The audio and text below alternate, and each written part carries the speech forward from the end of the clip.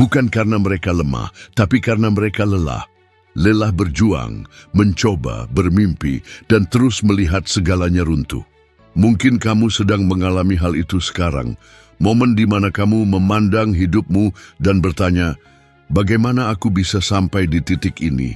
Pernah merasa seperti berjalan dalam lingkaran, seolah semua usahamu berujung pada kekecewaan meski sudah berusaha sekuat tenaga. Pernah bangun pagi dengan dada sesak, tak ingin bangkit dari tempat tidur, karena semuanya terasa tak berarti. Dunia terlihat berjalan normal, tapi di dalam dirimu ada badai yang tak terlihat oleh siapapun, dan di titik itulah Tuhan mulai membangun yang baru. Namun banyak yang menyerah tepat saat Tuhan hendak bertindak, menyerah di tikungan, padahal jalan menuju janji sudah begitu dekat. Tuhan tidak pernah berjanji bahwa hidup akan bebas dari rasa sakit, tetapi Dia berjanji akan hadir dalam setiap rasa sakit kita, dan itulah yang mengubah segalanya. Ingat Yusuf, pemuda yang ditolak oleh saudara-saudaranya sendiri, bukan hanya dikhianati, tapi dijual sebagai budak oleh orang yang seharusnya melindunginya. Setelah itu ia difitnah, dipenjara secara tidak adil, dilupakan oleh orang yang berjanji akan menolongnya, tampak seperti kekalahan demi kekalahan. Namun di balik layar, Tuhan bekerja. Setiap penghinaan adalah tangga, setiap kehilangan adalah persiapan, dan setiap air mata adalah benih. Suatu hari, ia yang berada di dasar penjara diangkat ke puncak istana, bukan hanya selamat, tetapi dipakai Tuhan untuk menyelamatkan satu bangsa. Semua itu karena Yusuf tidak menyerah di tengah proses. Mungkin apa yang kamu sebut kegagalan hari ini, sedang Tuhan sebut sebagai pembangunan. Mungkin yang kamu anggap sebagai penolakan, Tuhan sedang gunakan sebagai pemisahan ilahi. Mungkin yang tertutup adalah perlindungan yang tersembunyi. Tidak semua kehilangan adalah kehilangan. Terkadang itu cara Tuhan membersihkan jalan agar sesuatu yang lebih besar bisa datang. Berapa kali kamu merasa Tuhan telah melupakanmu? Pernah bertanya, jika Tuhan benar-benar mengasihiku, mengapa semua ini terjadi? Mungkin kamu belum mengerti sekarang, tapi bagaimana jika diamnya Tuhan bukan berarti Dia jauh, melainkan Dia sedang mempersiapkan sesuatu? Pikirkan tentang hal-hal yang paling melukai hati manusia. Dikhianati orang terdekat, dipecat tanpa alasan, ditolak dalam hubungan, impian yang hancur. Semua itu menyakitkan, tapi di tangan Tuhan, pengalaman seperti itu bisa menjadi tanah tempat tumbuhnya kesaksian yang menginspirasi generasi. Lihatlah kisah penyanyi rohani Alin Baros. Sebelum dikenal luas, ia mengalami banyak penolakan, rintangan, dan pintu yang tertutup. Banyak orang tidak percaya akan panggilannya, tetapi dia tidak berhenti. Hari ini lagu-lagunya menjamah hati jutaan orang di seluruh dunia. Jika dia menyerah di awal, berapa banyak jiwa yang tidak akan pernah disentuh. Dan kamu, siapa yang akan hilang jika kamu menyerah hari ini? Kisah apa yang tak akan pernah ditulis jika kamu berhenti sekarang? Mungkin rasa sakitmu hari ini akan Tuhan pakai untuk menyembuhkan orang lain besok. Beberapa memulai usaha sendiri, menemukan bakat tersembunyi, atau bahkan mendengar panggilan Tuhan untuk misi yang benar-benar berbeda. Salah satu contoh nyata adalah Steve Harvey, yang selama bertahun-tahun tidur di mobil dan hidup sebagai tunawisma, ditolak oleh banyak stasiun televisi. Ia mengalami rasa malu dan sakit yang mendalam, namun ia tidak pernah menyerah. Ia tetap percaya dan terus melangkah maju. Hari ini, ia adalah salah satu pembawa acara paling terkenal di Amerika Serikat dan pria beriman yang memakai panggungnya untuk menginspirasi banyak orang. Bayangkan jika ia menganggap masa sulit itu sebagai akhir, ia tidak akan pernah melihat rencana besar Tuhan yang sedang dipersiapkan. Kamu perlu memahami bahwa kegagalan bukanlah kata akhir. Kegagalan hanya menjadi nyata jika kamu memutuskan untuk berhenti berjuang, jika kamu terus maju meski terluka, jika kamu belajar, bertumbuh, dan percaya, maka yang tampak seperti akhir akan menjadi titik balik yang indah. Aku ingin kamu melakukan sesuatu secara nyata. Ambillah selembar kertas dan tuliskan apa yang kamu anggap sebagai kegagalan terbesarmu. Tuliskan semuanya, lalu di bawahnya tuliskan pelajaran yang kamu dapat tentang dirimu, tentang orang lain, dan tentang Tuhan. Kemudian lipat kertas itu dan ucapkan dengan iman, "Ini bukanlah akhirku, ini hanyalah sebuah halaman. Halaman berikutnya akan lebih baik." Lakukan ini sebagai tindakan profetik, karena apa yang kamu nyatakan dengan iman adalah langkah pertama untuk mengubah cara pandangmu. Dan ketika cara pandangmu berubah, arah hidupmu juga berubah. Kamu bisa saja jatuh, kehilangan, atau gagal, tapi itu bukanlah identitasmu. Langit masih memiliki rencana besar bagimu, dan Tuhan ahli dalam mengubah reruntuhan menjadi istana, air mata menjadi senyum, kekalahan menjadi kesaksian. Mungkin kamu belum memahaminya sekarang, tapi suatu hari nanti kamu akan berkata, "Aku bersyukur melewati itu, karena itu mengubahku jadi diriku yang sekarang." Nah, saat kamu menangis dalam diam di tengah malam, ketika pikiranmu dipenuhi rasa malu yang tak berani kamu ungkapkan, Tuhan tetap melihat semuanya. Tuhan melihat, Tuhan mendengar, Tuhan tahu, dan Dia tidak pernah sekalipun memalingkan wajahnya darimu. Mazmur 34 ayat 18 berkata, "Tuhan dekat dengan orang-orang yang remuk hatinya."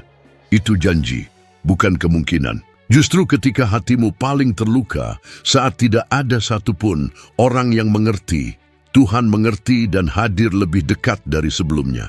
Ada orang-orang yang bertahun-tahun menyembunyikan luka batin. Mereka merawat semua orang, tapi tak pernah ada yang merawat mereka. Ibu-ibu yang menangis di kamar mandi agar anak-anak mereka tidak takut. Pria yang diajarkan untuk tidak menunjukkan kelemahan sehingga menahan semua luka sendiri. Anak muda yang tenggelam dalam kecemasan dan kesepian karena tuntutan hidup.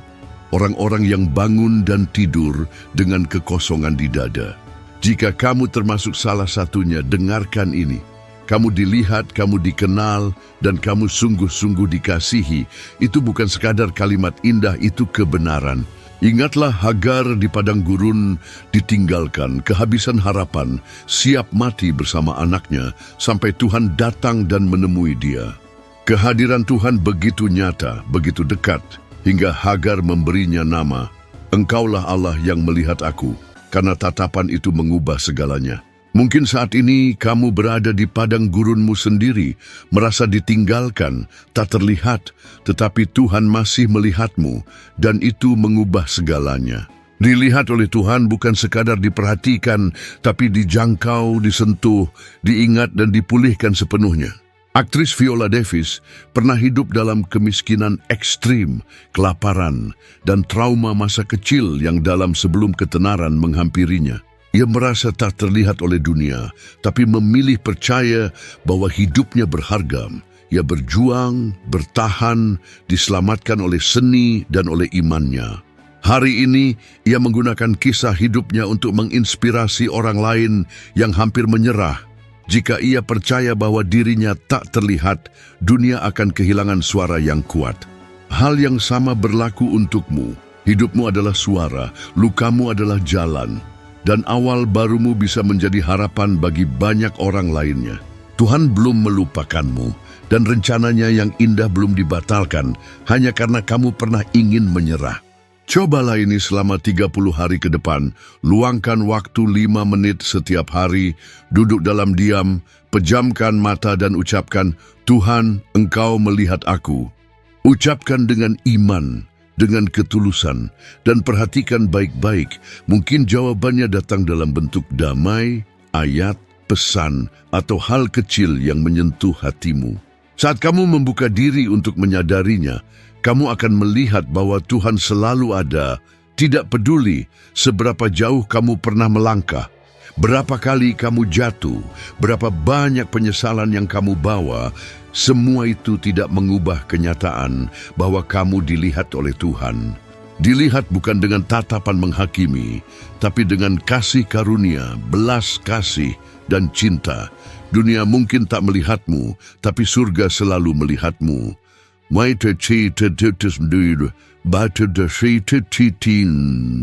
Karena sekarang kamu tahu, kamu tidak pernah benar-benar sendiri, bahkan di saat-saat tergelap sekalipun.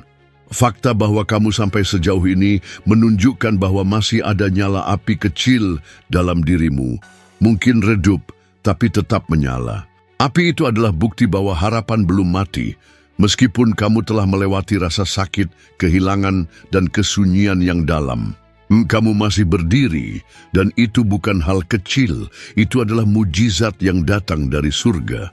Berapa kali kamu berpikir kamu tidak akan sanggup, bahwa penderitaan itu adalah akhir dari segalanya. Tapi lihat dirimu sekarang, kamu masih bernapas, masih berusaha, dan masih mencari alasan untuk terus berjalan. Itu bukan kelemahan, itu adalah keberanian, itu adalah iman yang tetap hidup meski hatimu penuh luka. Itu adalah cerminan dari Tuhan yang tidak pernah menyerah padamu, bahkan ketika kamu hampir menyerah pada segalanya. Mungkin kamu merasa sendirian, tapi kamu tidak pernah ditinggalkan. Kamu merasa tersesat, tapi Tuhan selalu tahu jalan menuju kamu. Kamu merasa tidak ada yang peduli, tapi Tuhan mengumpulkan setiap air matamu sebagai benih untuk musim baru yang akan datang. Apa yang telah kamu alami tidak menentukan kemana kamu akan pergi. Rasa sakitmu bukanlah akhir dari ceritamu. Momen ini bisa jadi adalah awal baru yang telah disiapkan oleh surga hanya untukmu, langkah pertamamu menuju pemulihan. Mungkin belum pernah ada yang benar-benar berkata seperti ini kepadamu, jadi dengarkan baik-baik, kamu itu penting, kamu itu berharga, kamu dibutuhkan, dan kamu sangat dikasihi oleh Tuhan yang menciptakanmu dengan tujuan khusus. Dia berkata, anakku, aku di sini. Kembalilah, bangkitlah, aku punya sesuatu yang indah yang telah aku siapkan untukmu. Dikasihi oleh Bapa yang mengenal setiap detail tentang dirimu, yang tetap memanggilmu dengan nama meskipun dia tahu semua kesalahanmu. Mungkin kamu telah kehilangan banyak hal, membuat kesalahan, menjauh dari jalan, tapi selama hidup masih ada, harapan masih ada. Selama nafas masih ada tujuan. Selama Tuhan masih di atas takhtanya dan dia selalu ada, pengharapan tidak pernah mati. Maka hapus air matamu, tarik napas dalam-dalam, dan angkat kepalamu. Bukan karena rasa sakitnya sudah hilang, tapi karena kamu menolak jadi tawanan rasa sakit itu. Bangkitlah, karena ada janji yang menantimu, ada pintu yang hanya akan terbuka jika kamu memilih untuk terus berjalan. Ada jiwa-jiwa yang hanya akan tersentuh ketika kamu mulai hidup sesuai tujuanmu. Kamu bukan kebetulan, kamu unik. Dan ceritamu belum selesai ditulis. Jika hari ini kamu memilih untuk tidak menyerah, suatu hari kamu akan menoleh ke belakang dan berkata, itu di video itu, di malam itu, di saat itulah Tuhan menjangkau aku. Dan benar saat ini juga dia sedang menjangkau kamu. Kisah hidupmu belum selesai, jadi jangan tutup bukunya sebelum Tuhan menuliskan bagian akhirnya.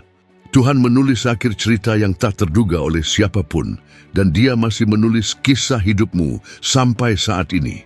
Ada masa di hidup kita di mana yang terlihat hanyalah reruntuhan, sisa-sisa mimpi, rencana, hubungan, dan harapan yang hancur. Segalanya tampak runtuh di depan mata kita, menyisakan rasa pahit dari kegagalan yang dalam. Pertanyaan yang bergema di dalam jiwa pun muncul.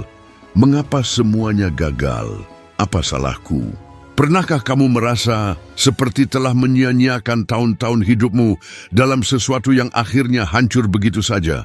Pernahkah kamu memberi segalanya dalam hubungan yang kemudian berakhir tanpa alasan yang jelas? Atau kamu percaya penuh pada sebuah proyek, menginvestasikan waktu, tenaga, uang, dan akhirnya tidak menghasilkan apapun? Saat itu terjadi, yang terasa hanyalah ketidakberdayaan, rasa malu dan frustrasi yang begitu mendalam.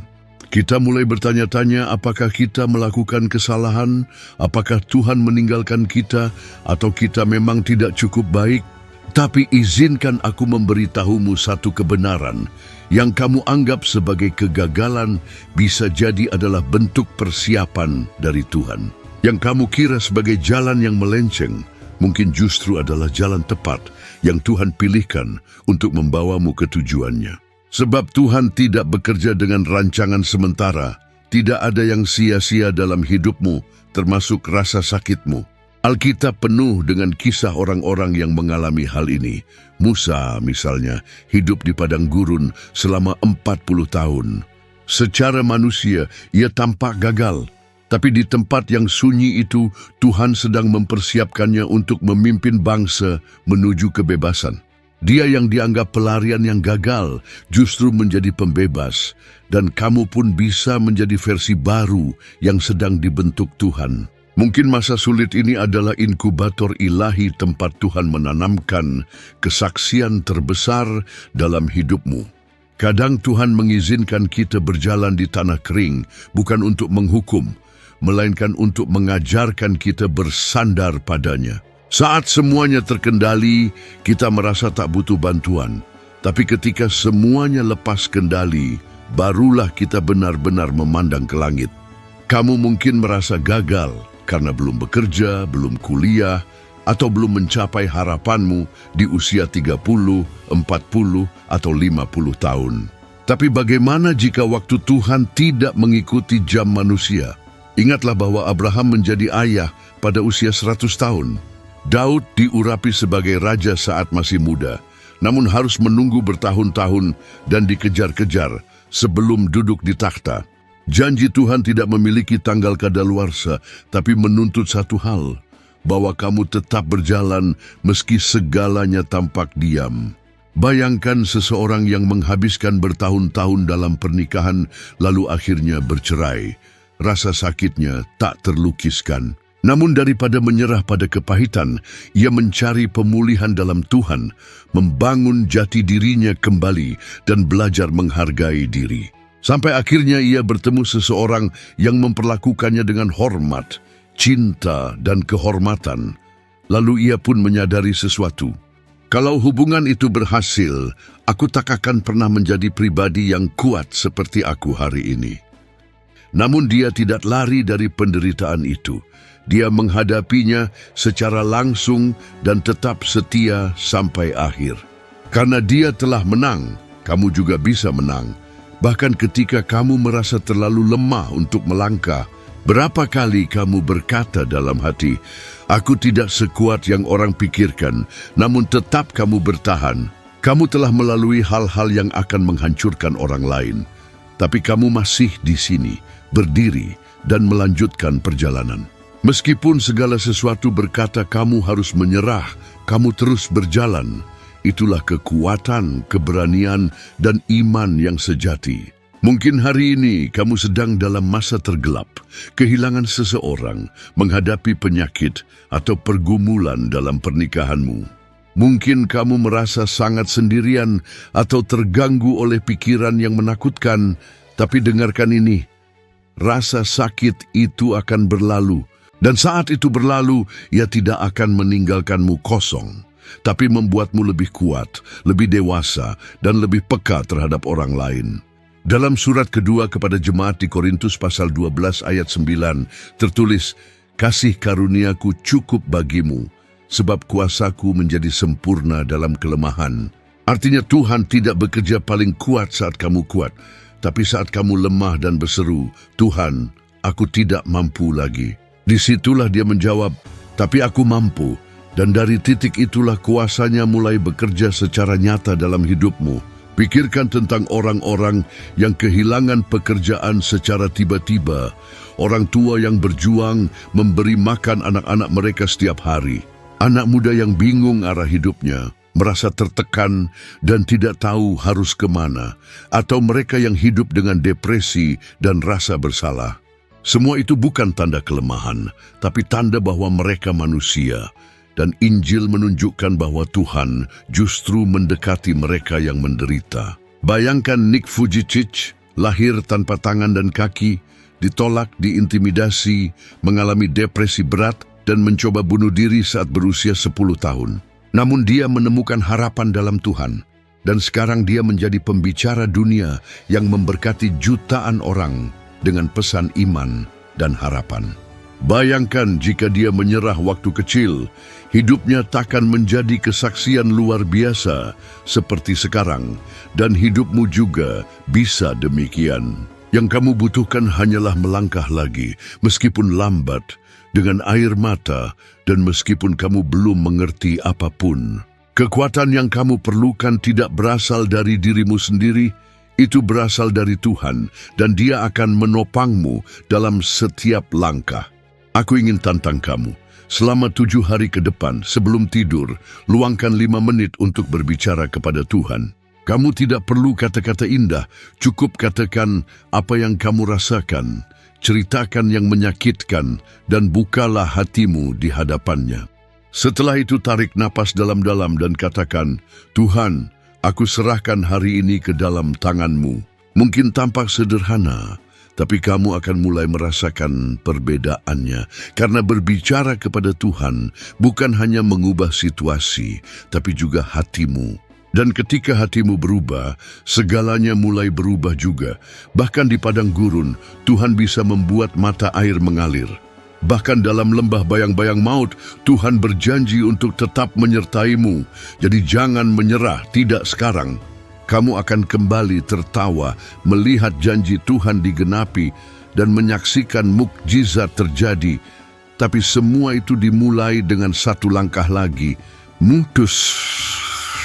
Tuhan tidak pernah menuliskan akhir yang kalah bagi mereka yang memilih untuk tetap berjalan. Coba hentikan langkahmu sejenak dan renungkan.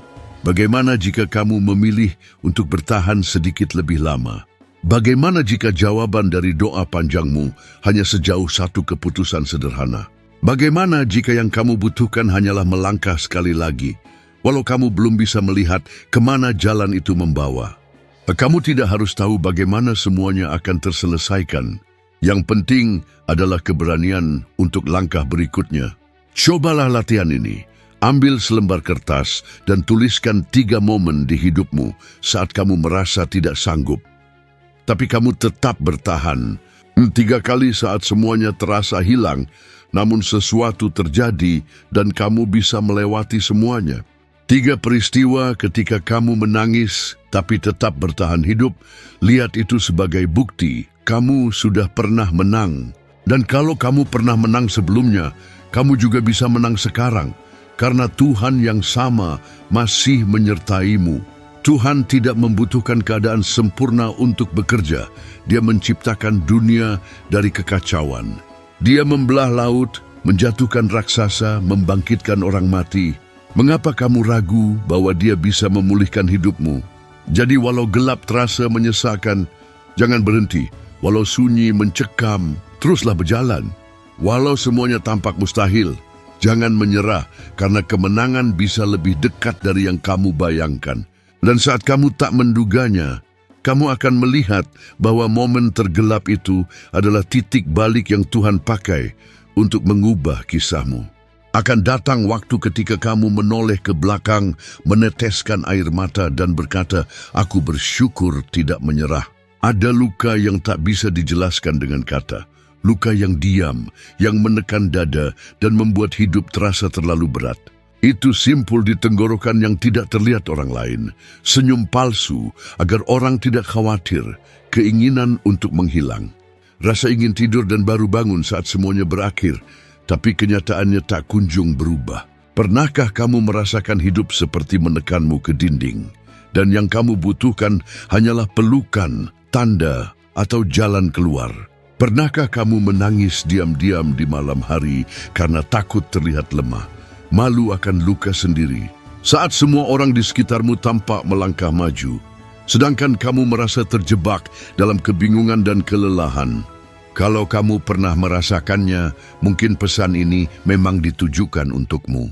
Karena banyak orang sedang berjuang dalam diam. Dunia menuntut senyum, kekuatan dan hasil.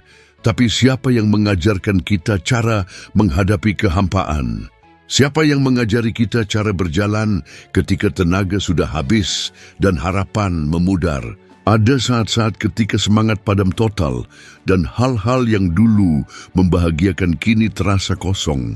Pekerjaan terasa menyesakkan, hubungan menjadi sumber luka, dan rutinitas berubah menjadi lingkaran tak berujung. Kamu bertanya dalam hati, sampai kapan harus seperti ini? Dan bahkan bangun dari tempat tidur terasa seperti perjuangan besar. Tetapi ingatlah kebenaran ini, Yesus pun pernah mengalami semuanya, Anak Allah, Juru Selamat, juga menangis. Dia merasa takut, memohon kepada Bapa agar cawan penderitaan itu dijauhkan, dan berkeringat darah di Taman Getsemani, karena dia mengerti rasa sakit manusia.